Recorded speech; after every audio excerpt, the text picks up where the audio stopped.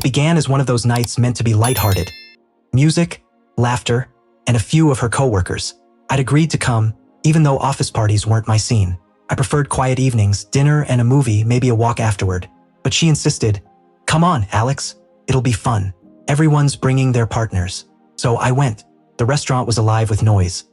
Glasses clinking, laughter spilling across tables, and the faintly forced charm that fills the air when people try too hard to impress. She was radiant in a red dress that drew every eye in the room. I caught a few men from her department glancing longer than necessary, and she didn't seem to mind. At first, I let it slide. She was outgoing, social, and I had always admired that. But as the night wore on, her laughter began to feel different. Too loud, too flirtatious. Especially around one man, Ethan, her team lead. He radiated confidence, perfect smile, designer watch, and a charm that made arrogance seem effortless. His jokes carried an edge, testing limits, and she leaned closer each time he whispered something. When I rested my hand on her shoulder, she shrugged it off and said, "Relax, Alex, you're ruining the fun." Something inside me froze. I forced a smile, nodded, and tried to fade back into the crowd, but every second grew heavier. Every laugh she shared with him felt sharper. It wasn't harmless anymore. It was disrespect, and it was visible to everyone. Half an hour later, she sat beside him at the bar while I remained alone at the table.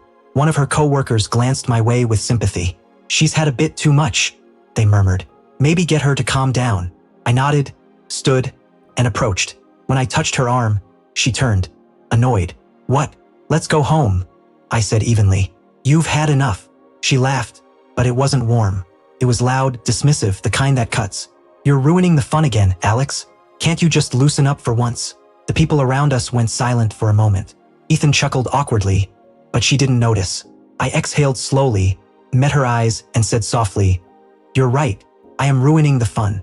Then I walked out. She didn't follow. The night air hit me like a wall of cold truth. I drove home in silence and sat in the dark living room for hours.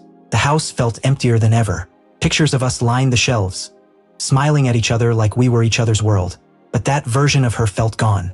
Around midnight, my phone buzzed. Once, twice, 3 times. At first, I ignored it. By 2 a.m., 17 missed calls. By 3:30, 31. Texts poured in. "Where are you?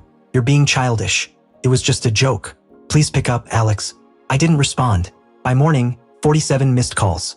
The final message, "I'm outside. Please open the door." I sat quietly as sunlight crept across the floor, a strange calm settling over me. Then I opened the door. She stood there in last night's dress, makeup smudged, hair disheveled, eyes red. The confident woman from the party was gone. "I'm sorry," she said immediately, voice trembling. "I didn't mean for it to go this far. I just wanted fun. I didn't think." I raised a hand. "You didn't think. That's exactly it." She reached for me, but I stepped back. "You humiliated me in front of everyone. When I tried to stop it, you laughed. You said I was ruining your fun." Tears formed in her eyes. "I was drunk, Alex.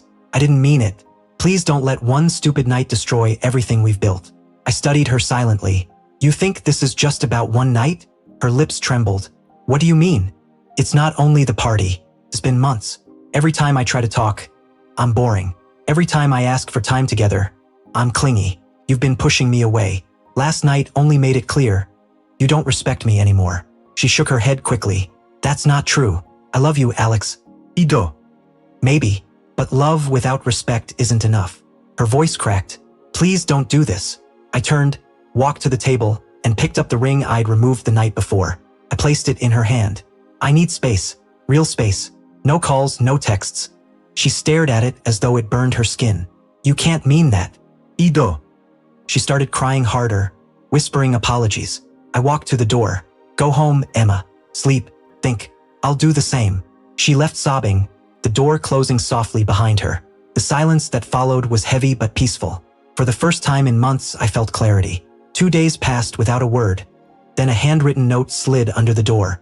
"You were right. I stopped valuing what mattered.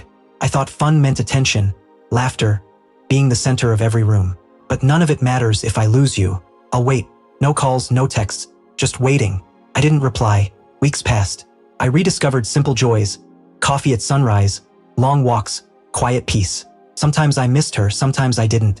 Then one evening, leaving the office, I saw her by my car. Not dressed up, no makeup, just simple, genuine. "Hi," she said softly. E. I'm not here to beg. I just want you to know I've been going to therapy for myself. I see how I tried to fill my insecurities with attention. I hurt you, and I hate that, but I'm working on it. For me, not for you. Her honesty caught me off guard. I nodded slowly. That's good. You deserve that healing, Emma. She smiled faintly. If one day you think there's a chance, I'll be here. If not, I'll still be grateful I had you once. She walked away before I could respond. That night, I sat in the car, reflecting on love, pride, respect, forgiveness. Laughter can turn into mockery, love into noise. But walking away when chaos arises, that's real strength. Not in shouting, not in repeated forgiveness, but in choosing peace. By morning, there were no missed calls, no texts, just the rising sun, and me, ready to start over, one calm breath at a time.